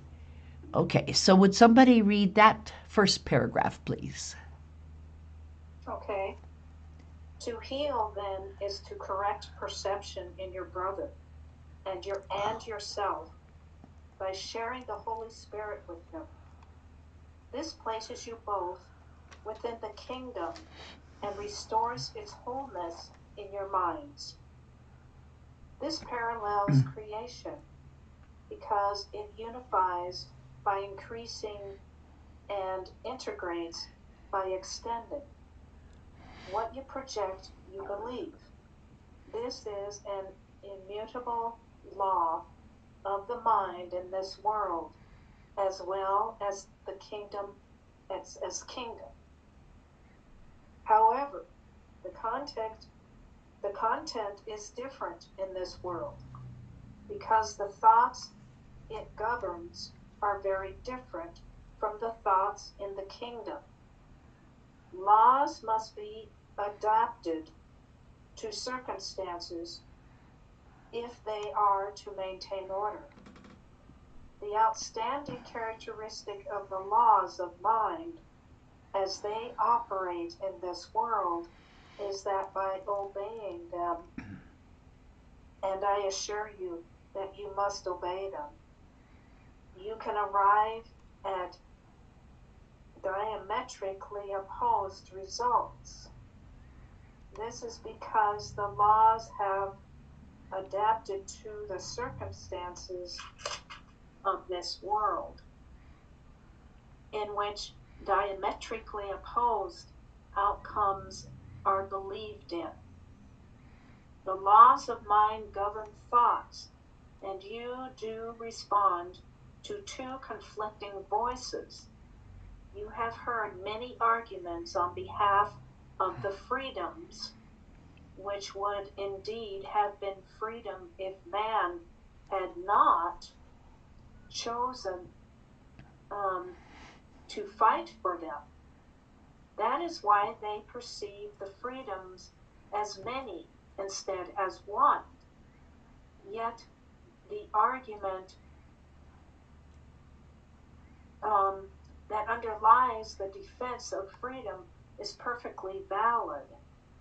Because it is true, it should not be fought for, but it should be sided with. This is getting a little bit Dicey? okay. Messy, yeah. And Alexa, any comments so far? Yeah, for sure. And I think dicey was a good word right there. This paragraph, Robin read paragraph 11, and for, Okay. in the original in the book for the study guide, that's paragraph 2, and the laws of the kingdom. But halfway through the paragraph Robin read, it actually just cuts away, and for half of the paragraph, Yeah. then the next paragraph, and then the next paragraph, they're only found in the original edition. So for 2.5 paragraphs, it's been diced up. Diced was a great, was cut up a little bit.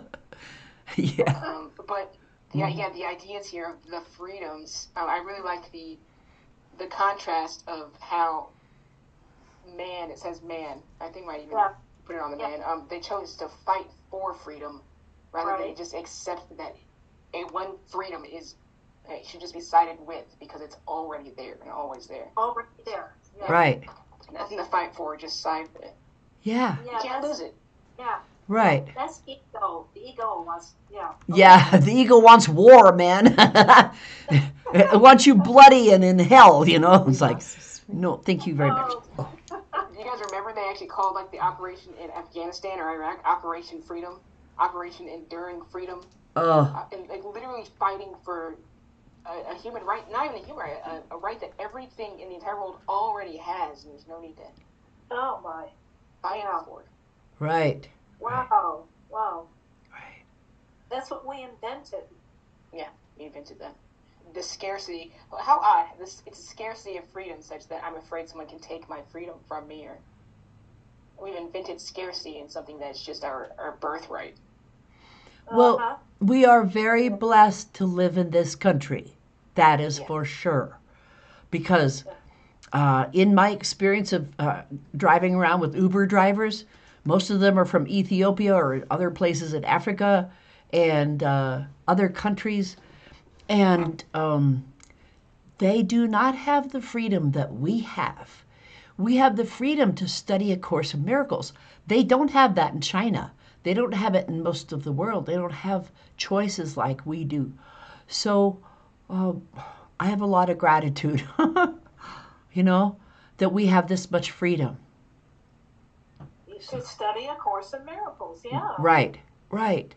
Yeah, Wow. yeah. Wow. I mean, the Course in Miracles is around the world, but we have more acquaintance with it, I guess, in this country, and for that, I'm very grateful. Yeah. Yeah. So. Yeah. Freedom of press. I don't think it wouldn't have gotten out in a theocracy, a religious-run country. It never would have gotten out. Exactly. Freedom of press does a whole lot. Right. Right. Wow. Wow. So. Gratitude, attitude of gratitude is everything. Attitude of gratitude, yes. Okay. Yeah. All right. Is there, let's see, anything more of this section that we want to cover here? We're just about ready to close. So let's see, where are we at the, Mary, I have something at this section right here, chapter 7, to this section that we're in. Okay. The laws of mind or the law of the kingdom. Amazingly different between the two texts. I know. Absolutely amazingly different. And I don't know what to do about this. It's just, I found myself like, well, what did I get myself into here, you know? I mean, I was just starting out trying to find the pages for Robin so she knew where we were from that book compared to the other one. And then I got in deeper and deeper. I'm like, what's going on here? So words are just missing completely in some places. Yeah, and paragraphs are switched around, and titles are different.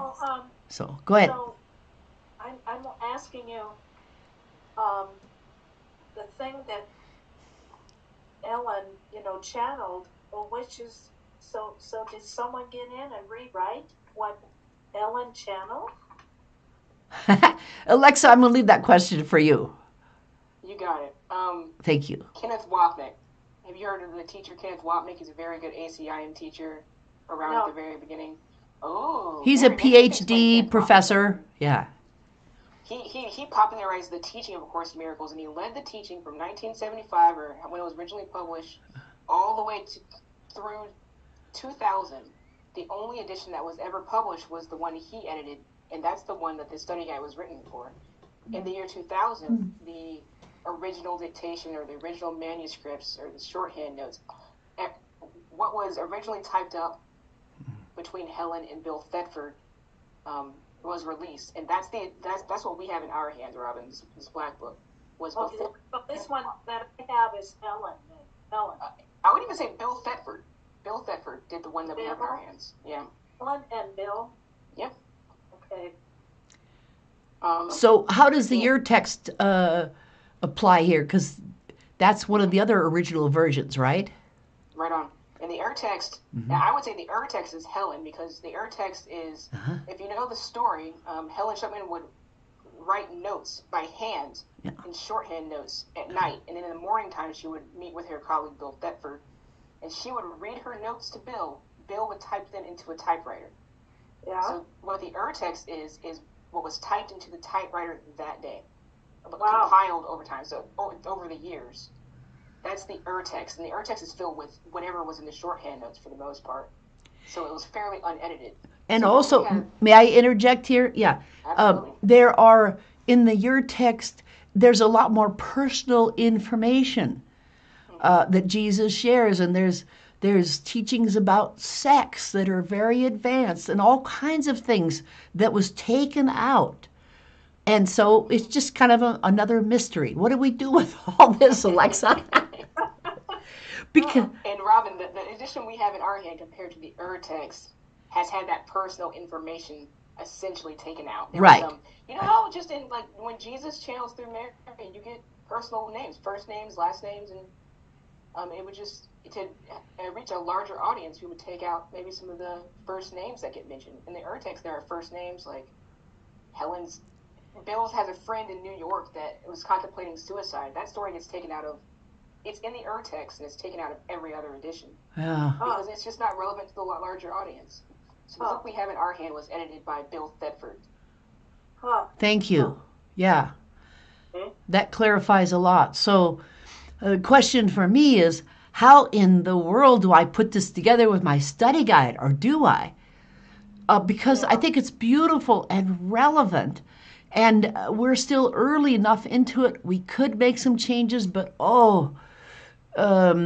Alexa, the magnitude of doing this, I don't know if it's possible for me to take that much time. So, Mary, I'm at the point where I would like to get it distributed as well. And the difference is, I'm at the point where thinking I just want to just take the entire section. I have some PDFs. There's been people online who've collected PDFs of like the Julie and Casey edition or this one we have in our hands. Okay. And just distribute the whole section as this is what's in one version, this is what's in the other, because they're so different. You can't interleave them. Yeah. Right. They don't layer together very well, but just distribute two whole sections and say if you're an astute student, you read both because they're both salvation teachings in their own right. Right. They are different. So if I just do the blue book with the main one, the Wapnick version, then it will leave Robin out, because you know what I'm saying? Because you know both, but she only knows the one. So I don't. I guess we just have to kind of limp along the best we can. I like my book. I love it, Robin. I love it. But I don't know about, otherwise I'd have to start all over again if I did a study guide based on this book. Do you know what I'm saying? And I like the large print. It's easy to read. Right. Well, Alexa has a regular print, so that's, yeah. Does any of the other versions come in large print, Alexa?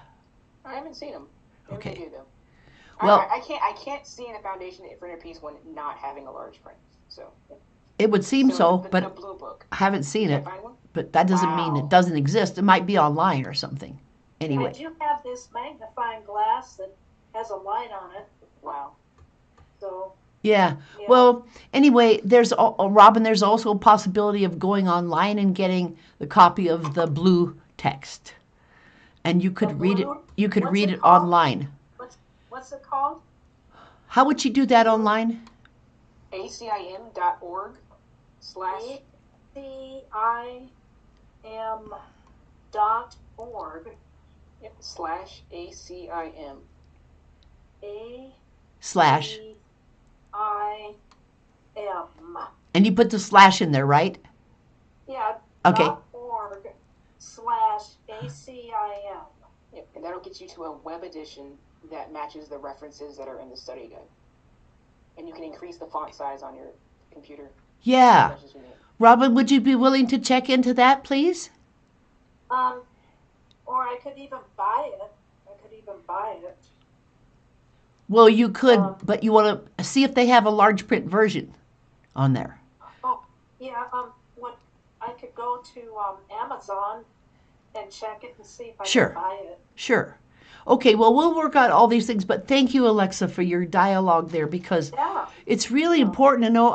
I have followed some of this, but the last 20 years I was taken out of circulation and hidden away from all of this, so that I didn't really get as much out of it as I would have wanted to. But now it's really, really important to, Interesting. to at least dialogue about it. See where we go. Well, this is incredible. So really, Jesus Christ is the author of this Course in Miracles. Yes. Jesus Christ. Yeshua, Jesus Christ. Yeah. Yes. Yes, Yeshua. Yes. So. And I just got to tell him I love him because he's trying so hard to help me. Yes. This is awesome. Yeah. Well, I have experiences every day as I'm very close to him. We are one. But sometimes my human self does some kind of interesting things. So we dialogue about it, and then I go to the Holy Spirit and I ask for solutions, and I get the answers. So the answers are there. Huh? Really do? Yes, just like we're talking now.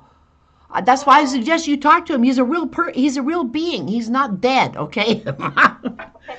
He's very much alive. He's as alive as we are, just he's in another dimension. He's in 7 to 12 dimension. He's in 7 to 12D. That's why he's so far ahead of us. But if we're in 5D, then we can relate. And he's happy to come down and be with us in 5D as an aspect of himself. We talked about that before a few times. We'll talk about that again. But if you invite him into your consciousness, he will be one with you. Okay? It's pretty cool. I highly recommend it. Like the next section that we don't get to in the study guide, it says, when I said I am with you always, I meant it literally. Oh. When I said I'm with you always, I meant it literally. Thank you. That is the conclusion of this class. Thank you, everyone. Thank you for your input and your feedback, and I will be sending you those wonderful certificates so that you know how wonderful you are and where you're headed. Well, this was powerful today, Mary. Thank you, hon. Very, very powerful. Thank you. I really received a lot today. Well, God us, all that is, blesses you very greatly. Have a super wonderful, amazing weekend, and we'll see you next Tuesday. Over and out. Okay, love you. And I'll stay and talk a few minutes, but we're going to turn off the Zoom and YouTube. Oh, okay. All right, I'm going to head out. It was Okay. an absolute pleasure. Thanks, Alexa. Okay. Appreciate your help. Absolutely. Okay, Robin, any last thoughts? I can't see you. Because we turned off the Zoom.